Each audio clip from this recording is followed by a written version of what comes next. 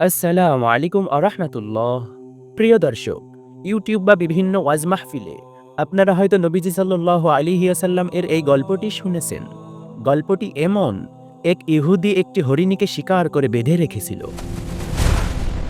আমাদের প্রিয় নবী মুহাম্মদুর রাসূলুল্লাহ সাল্লাল্লাহু আলাইহি ওয়াসাল্লাম সে পথ দিয়ে যাচ্ছিলেন। তখন হরিণীটি অবাক করা ভাবে মানুষের ভাষায় কথা বলে উঠল। সে রাসূলুল্লাহ সাল্লাল্লাহু আলাইহি ওয়াসাল্লামকে অনুরোধ করল তাকে কিছুক্ষণ ছেড়ে দিতে, যেন সে পাহাড়ের ওপারে থাকা তার বাচ্চাদের দুধ খাওয়ায় আসতে পারে। সে ওয়াদা করল, অবশ্যই আমি ফিরে আসব। নবীজি সাল্লাল্লাহু আলাইহি ওয়াসাল্লাম তার জামিন হলেন এবং হরিণীটিকে ছেড়ে দিলেন। হরিণীটি ফিরে আসার পর ইহুদি ব্যক্তিটি নবীজি সাল্লাল্লাহু আলাইহি ওয়াসাল্লাম এর এই অলৌকিক ঘটনা দেখে মুগ্ধ হয়ে গেল এবং সে সাথে সাথে ইসলাম গ্রহণ করল। আসল কথা হলো, গল্পটি শুনতে যত সুন্দর ও মায়াবী হোক না কেন, প্রশ্ন হলো, এই ঘটনাটি কি আমাদের প্রিয় নবী সাল্লাল্লাহু আলাইহি ওয়াসাল্লাম এর জীবনের একটি প্রমাণিত সত্য ঘটনা? এটি কি সহিহ হাদিসে আছে? ইসলামিক শরিয়তের ভিত্তি হল কোরআন ও সহিহ সুন্নাহ, আর হাদিসের বিশুদ্ধতা নির্ণয় করেন প্রখ্যাত হাদিস বিশারদরা। তারা এই হরিণীর ঘটনাটি বিভিন্ন কিতাবে খুঁজে পেয়েছেন বটে, যেমন তাবারানী, আবু নুয়াইম, বাইহাকি। এই কয়টি গ্রন্থে তারা খুঁজে পেয়েছে। তবে অবিশ্বাস্য সত্য হল, এর সনদ বা বর্ণনা সূত্রকে অত্যন্ত দুর্বল হিসেবে বিবেচিত করেছেন প্রখ্যাত হাদিস বিশারদ শাহেখ নাসিরউদ্দিন আলবানী রহিমাহুল্লাহ তার সিলসিলাতুল দাইফিয়া গ্রন্থে এই হাদিসটিকে দুর্বল বলে চিহ্নিত করেছেন। অর্থাৎ এটি নবীজি সাল্লাল্লাহু আলাইহি ওয়াসাল্লাম এর উপর অর্পিত একটি অনির্ভরযোগ্য বর্ণনা।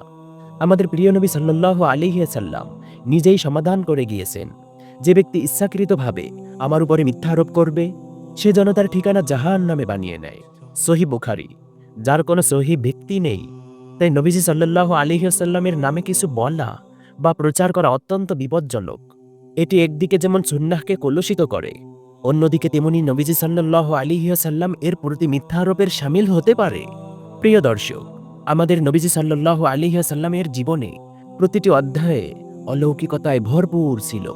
সত্য মুজিজার কোনো অভাব নেই। উদাহরণস্বরূপ, চন্দ্র দ্বিখণ্ডিত হওয়া। এই অলৌকিক ঘটনাটি স্বয়ং আল্লাহ তাআলা কুরআনে বর্ণনা করেছেন এবং সহিহ হাদিস দ্বারা প্রমাণিত আঙ্গুল থেকে পানি প্রবাহিত হওয়া। সাহাবীরা যখন তৃষ্ণার্ত ছিলেন, তখন নবীজি সাল্লাল্লাহু আলাইহি ওয়াসাল্লামের আঙ্গুল থেকে পানির ফোয়ারা প্রবাহিত হয়েছিল।